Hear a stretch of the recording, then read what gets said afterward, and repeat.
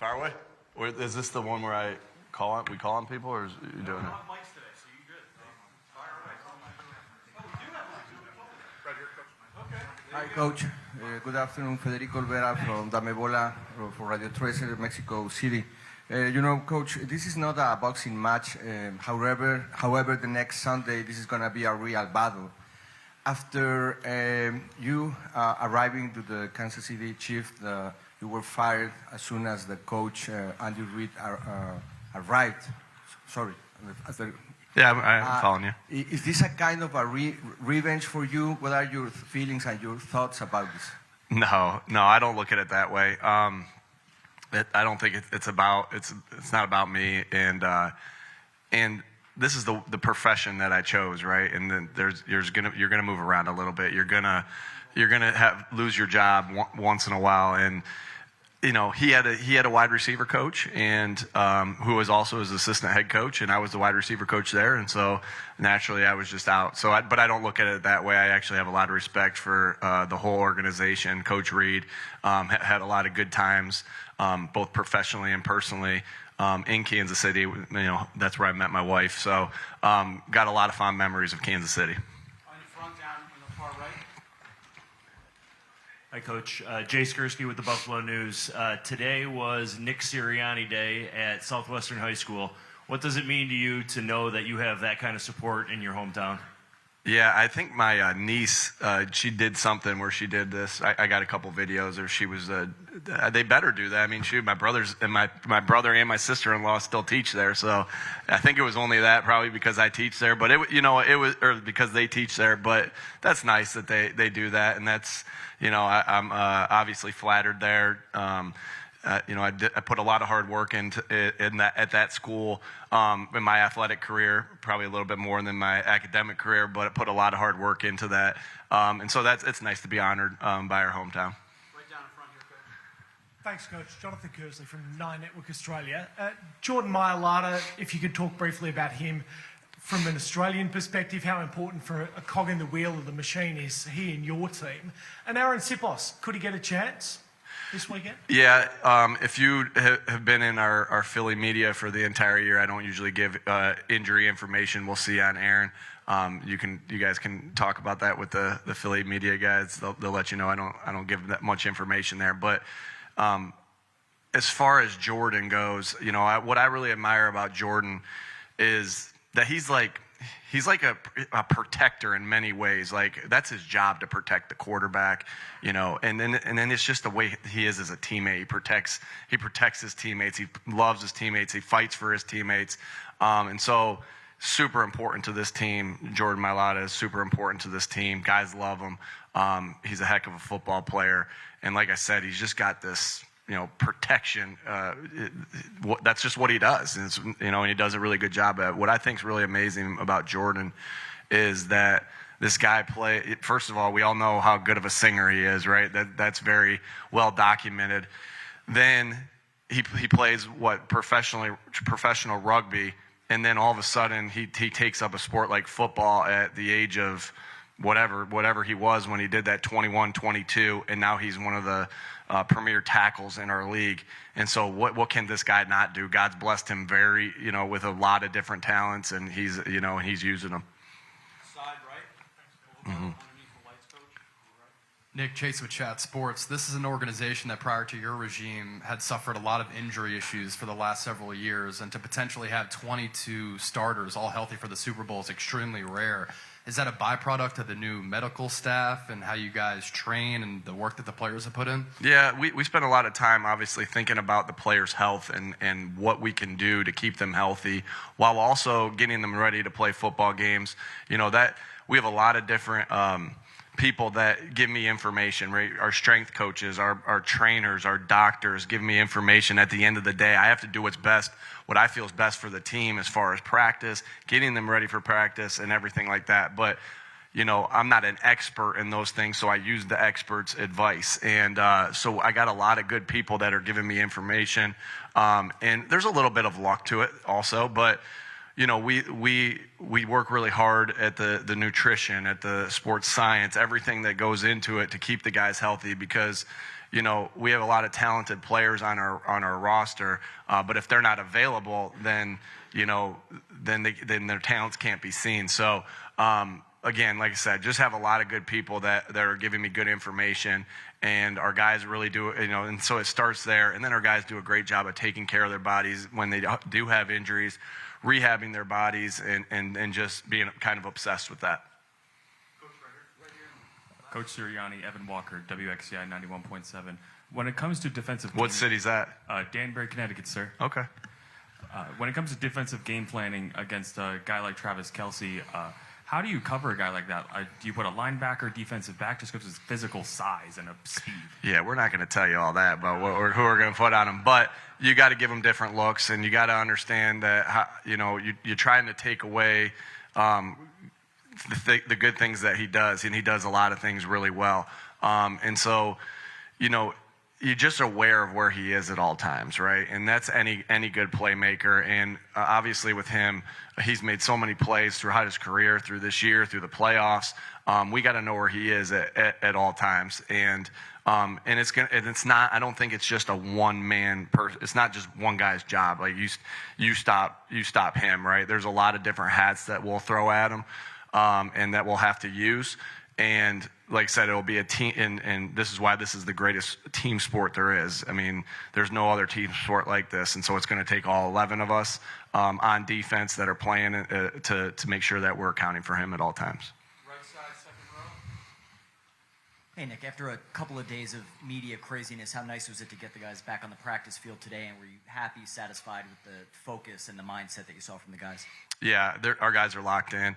We understand that there is a lot of distractions. There's a lot of things that aren't a part of our typical week. So we have to do our best to make sure that our routine stays the same in the midst of the madness, right? And so our guys understand that. That's been our message all week. Our guys, we've had a lot of guys on this team that have been to the top of the mountain, have won the Super Bowl, have been to national championship games, have won national championship games. And so they understand that.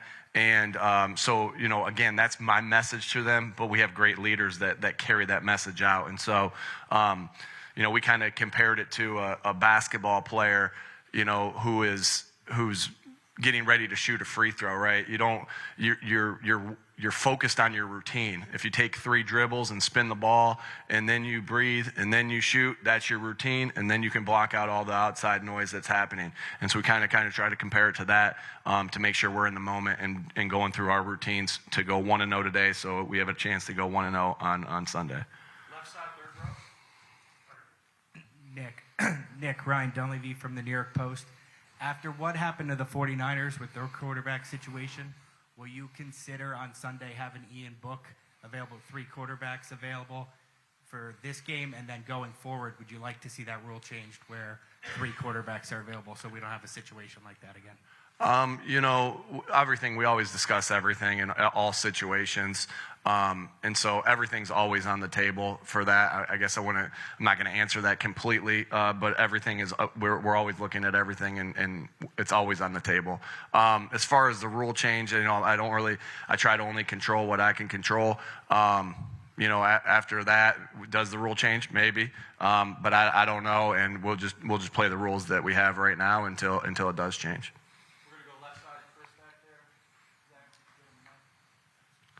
Nick, you've had a full season now with seeing Devontae and AJ together.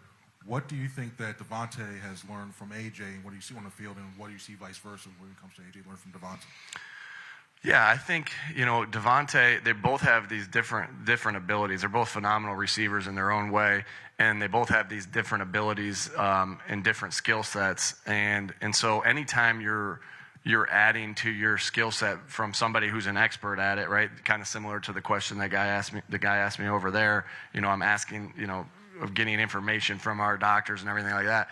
You're gonna improve yourself. And so, AJ plays with strength and quickness and really goes and plucks the ball in traffic. And Devontae is this route runner who has a great feel and a great understanding of how to attack. And so, you take little pieces of people's game and you use it, And so there's definitely things, as far as route running, AJ's picked up from Devontae, and then there's definitely things that Devontae's taken from AJ of how to use his body and how to create separation with his body, like AJ does. Hi, Nick. Jory Epstein, Yahoo Sports. Your quarterbacks have talked this week about how Brian Johnson can help simplify things when he's coaching them. Can you think of an example when you've seen him do that? And more broadly, what has been Brian's impact on Jalen's development the last 2 years? Yeah, that's a good question.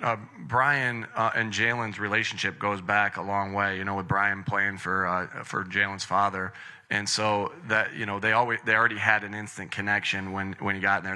And that there's a couple different ways that, players and coaches connect. Sometimes it's through, the knowledge of the game that you're helping them become a better player, and then it opens the door to connect. And sometimes it's because you have mutual interests, mutual things that you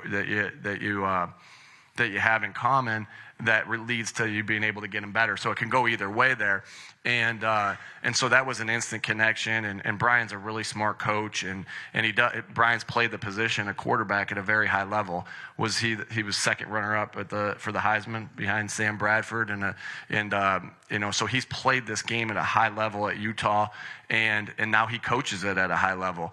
And I think what you always want for coaches is to make this game that is complex, right, simple, right? So because they're making these decisions in split seconds, and it's hard to play this game in your mind super complex. You have to play it simple, so you play fast.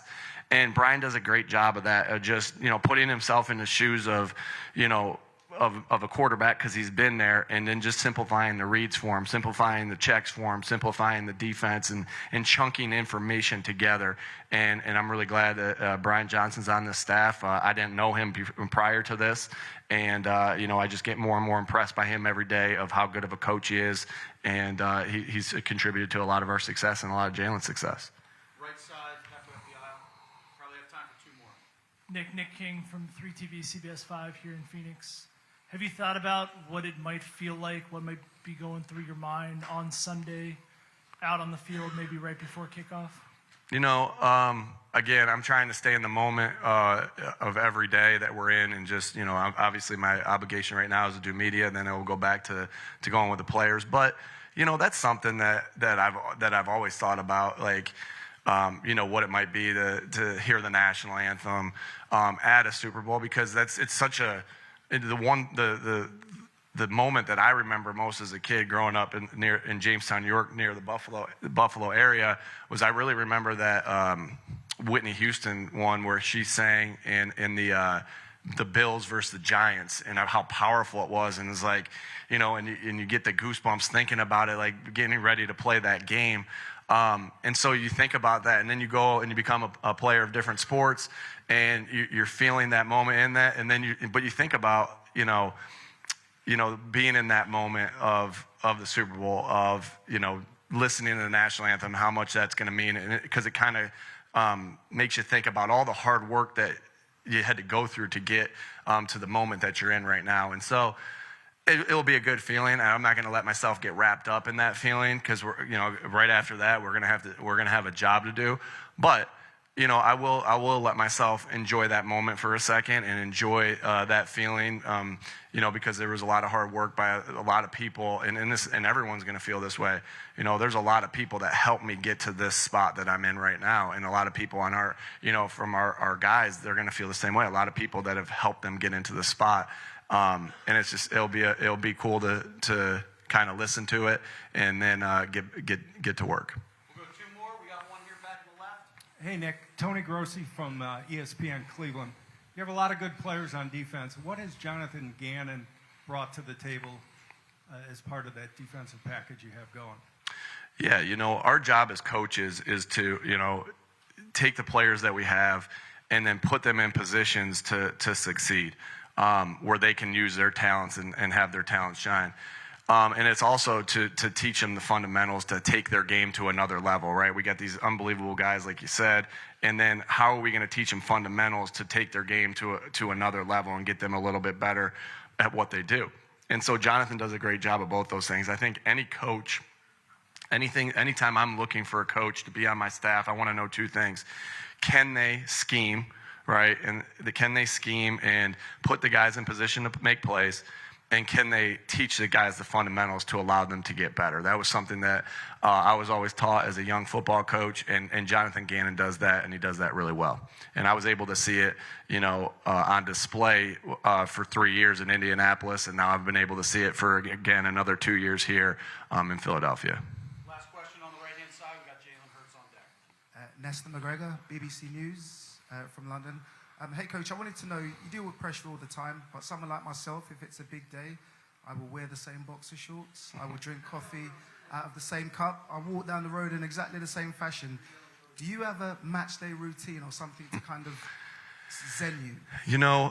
That used to be something that I really thought about a lot, to be quite honest with you. Like, I think that was something I thought about when I played, and maybe the first couple of years that I coached, and I began to think, like, this is exhausting. I can't remember what I did or what I did here, and at the end of the day, my superstition is not to be superstitious. Routine is different to me than superstition, and so when I say something in a staff room and someone knocks on wood or something like that, I'm like, stop that. That has nothing to do with if we're going to win or lose the game or if we're going to be successful on this play. So not to shoot down what you do, because that works for you, baby. You do what you need to do. But for me, that's just not what I do, because I believe in routine though, and and that the hard work prepared us to be in the position to succeed. All right, thanks, folks.